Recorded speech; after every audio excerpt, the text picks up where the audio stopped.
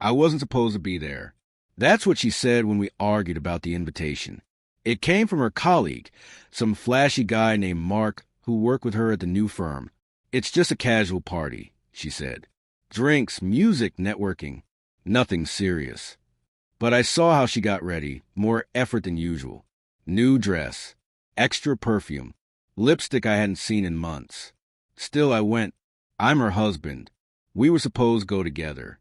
The place was one of those luxury rooftop lounges, glowing in amber light, filled with laughter that felt too loud, and people who shook hands like they were sealing fate.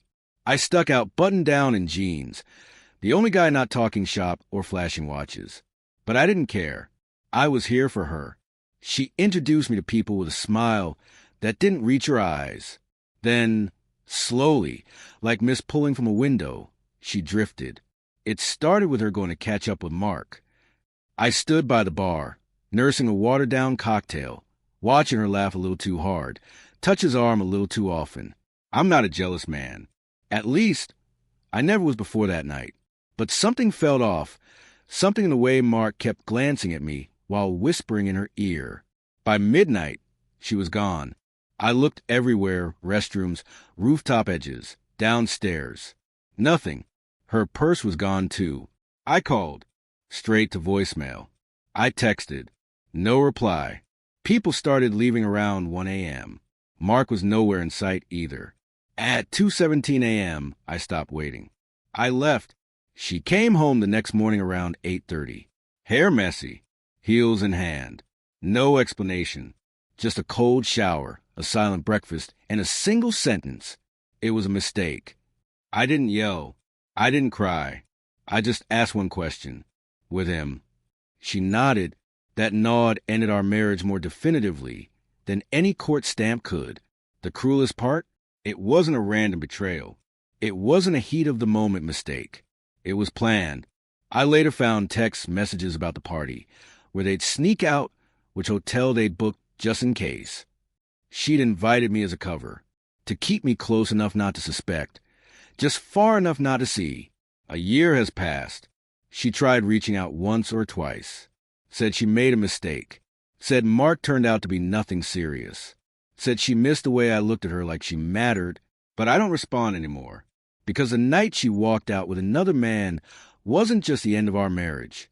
It was a night I finally saw her clearly and realized I was married to a stranger. Want an alternate ending, dramatic revenge, confrontation, or a twist of redemption.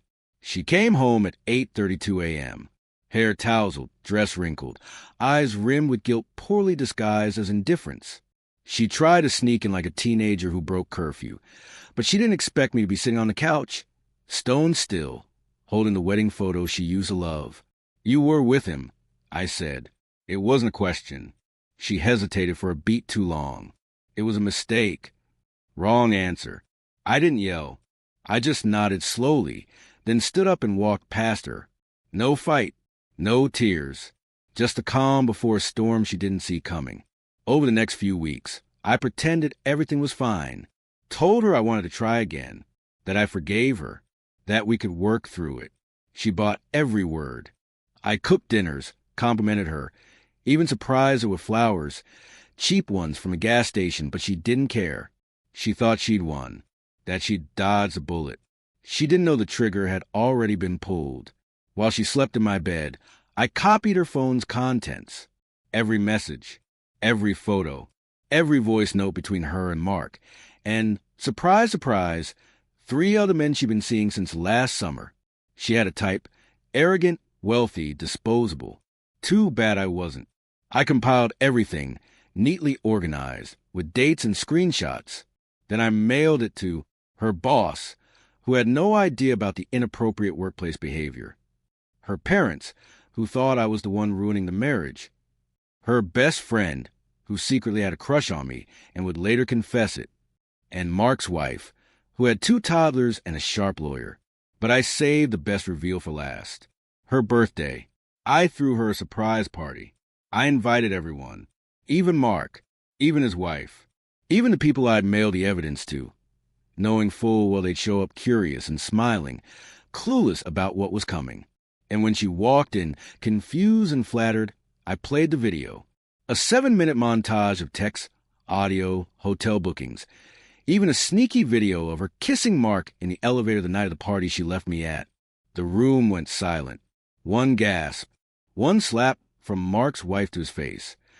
A crashing glass. Then screams. And me? I raised my glass and toasted her. To truth, loyalty, and the wife who taught me to stop trusting smiles. Then I walked out. Calm. Free. Applauded by people who finally saw her for what she was. Epilogue. She lost everything. Her job, her reputation, Marc, her backup men, even the apartment. It was in my name. She texted me a month later, begging to talk. I left her on read. Because sometimes revenge doesn't need blood. Just timing, truth,